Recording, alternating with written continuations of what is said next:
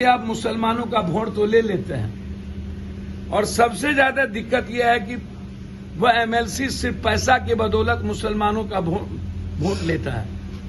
मुझे दुख इस बात का है कि मुसलमान के जनप्रतिनिधि ऐसे एमएलसी को जन्म बनाते हैं जो सिर्फ जहर पैदा किए।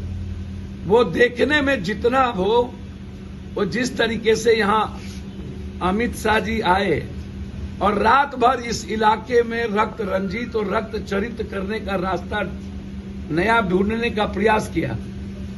न तो बीजेपी की केंद्र की कभी भूमिका सीमांचल में 1 रुपये की रही, न उन्होंने कोई सीमांचल और में डेवलपमेंट के लिए कोई 1 रुपया दिया। आप सीमांचल को न डेवलपमेंट लेके आप आते बाढ़ से मुक्ति के लिए, आप आते बीस फैक्ट्री के लिए। हम बीजेपी भूल जाते, आपको जितना जहर पैदा करना होता करते, हम आपको गले लगाते कि आपने हमारी गरीबी खत्म करने का रास्ता ढूंढा, आपने हमारी बेरोजगारी खत्म करने का रास्ता ढूंढा, आपने जो नदी वरदान था अभिशाप हो गया, उसकी वरदान के लिए आप हमारे पास आए। आप आए जो सीमांचल सबसे ज्यादा अमन पसंद है, जहां इस जन्म में बहुसंख्यक लोग झगड़ा करना पसंद करते। एक जजमेंट आया है इस कंट्री में सुप्रीम कोर्ट में। मैं स्वागत करता हूं ऊंची जात के गरीब के आरक्षण का। मैं भी चाहता हूं और मैं इसकी वकालत करता रहा। और ये कोई नया नहीं है। कर्पूरी ठाकुर जी जब मुख्यमंत्री थे तो 3% ऊंची जात के महिलाओं को उन्होंने आरक्षण दिया था और सबसे पहले कर्पूरी ठाकुर फॉर्मूले में ये आरक्षण लागू हुआ। लेकिन मेरा आग्रह है, सुप्रीम कोर्ट के चीफ जस्टिस ने जो वर्डिक्ट दिया है उसको मैं कोट करता कि आरक्षण का जब मुद्दा ये लाया गया था दुनिया में, देश में, तो आधार था शैक्षणिक और सामाजिक, आर्थिक आधार नहीं था।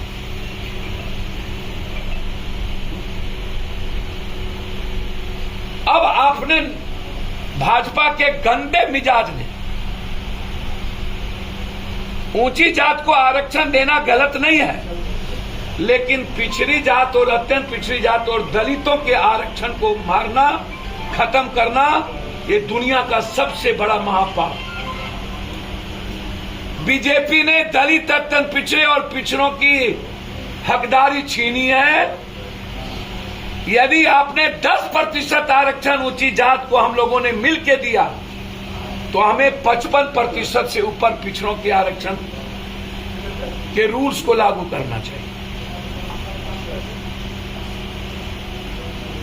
और यदि आप आर्थिक आधार पर आरक्षण देने की वकालत किए हैं तो हम नरेंद्र मोदी को चैलेंज और चुनौती देते हैं किशनगंज से। यदि हिम्मत और औकात है पिछड़े जाति और दलितों के साथ खड़े होने की, तो आर्थिक आधार पर आरक्षण आप तब दीजिए जब आप जाति जनगणना आर्थिक आधार पर करके सामने लाइए। पहले आप हिंदुस्तान के जाति जनगणना को आप लाइए कि निषाद, मला, केवट, नानू, चंद्रवंशी, नुनिया, कानू, कुहार, कमार, शाह, चौधरी, कलवार, ये जितनी जातियां हैं हिंदुस्तान में, पासवान, राम, मुसैर, भुइया, पासी, ये जितनी जातियां हैं जो गरीब है, शैक्षणिक और आर्थिक नहीं था, सामाजिक राजनीतिक आधार पर भागीदारी थी। हम नरेंद्र मोदी, हम जिस दिन आएंगे उसकी सारी हैकड़ी निकाल देंगे। हम दिल से कह के आ जा रहे हैं, जिसको जितना ताकत है लगा लेना उस वक्त। ये अड्डा बना हुआ है नफरत का, रात भर हार्डकोर लोगों को बुला करके बांग्लादेशी, रहियांगी, कौन मना कर रहा है? बांग्लादेशी जो रहिया, औकात तो इनकी है नहीं। जो 100 साल 2 सालों से जिसका दर बदर पुष्प पुष्प जिसको भारत के संविधान में मान्यता प्राप्त है, उसको आप क्या रहियांगी कहेंगे? 8 सालों के अंदर 8 साल से आप देश के प्राइम मिनिस्टर हैं। क्यों आप कश्मीर में कश्मीरी पंडित को आप बसा नहीं पाए? आपकी औकात क्या है?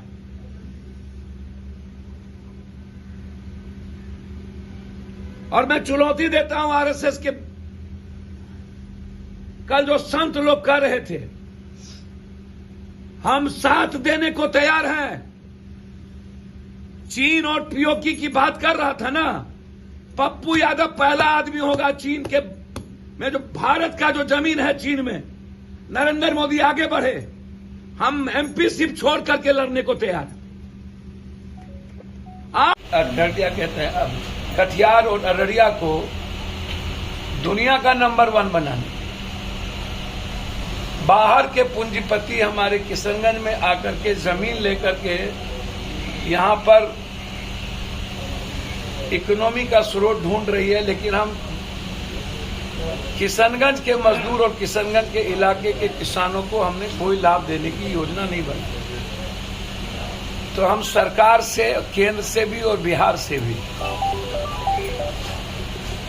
सीमांचल डेवलपमेंट, कोसी डेवलपमेंट और मिथिला के लिए विशेष पैकेज की हम मांग करते हैं, जिससे फैक्ट्री जो बंद हो गई उसका निर्माण, पुनर्निर्माण कर सकें, और मखान पर, दूध प्रोसेसिंग पर, फूड प्रोसेसिंग पर और मक्का पर हम कम से कम 10 बड़ी फैक्ट्री का प्रायोजन कर सकें। खेत का कमी नहीं, हम खेत देने को तैयार हैं।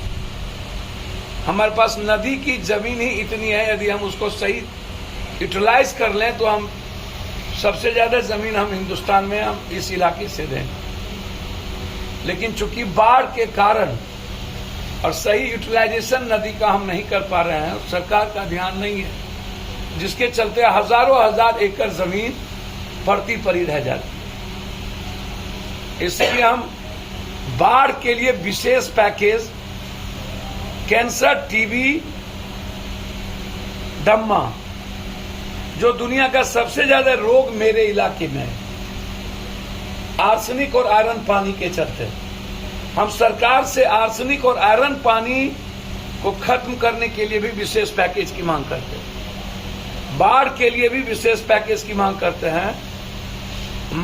मखान, मक्का और फूड प्रोसेसिंग और दूध पर प्रोसेसिंग के लिए भी हम विशेष पैकेज, और जो फैक्ट्री बंद है, जूट की हो, चीनी मिल की हो, रहियांग से लेकर के मधुबनी की तीनों फैक्ट्री से लेकर, मधेपुर की दूध फैक्ट्री से लेकर, बरमनकी से लेकर, दाल चीनी मिल से दरभंगा का लेकर, और जूट मिल किशनगंज, और फारबिसगंज में राजीव गांधी का वो सपना,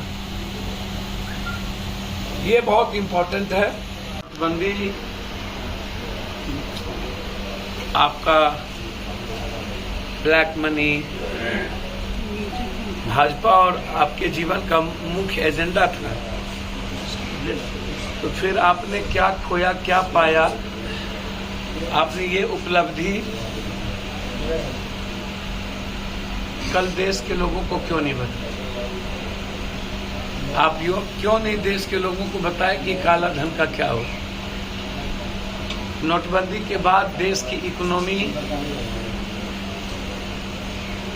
डॉलर का रुपया 83 रुपया,